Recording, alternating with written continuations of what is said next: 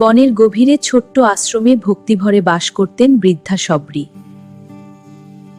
প্রতিদিন আশায় পথ চেয়ে থাকতেন, কবে তার আশ্রমে আসবেন প্রভু রাম।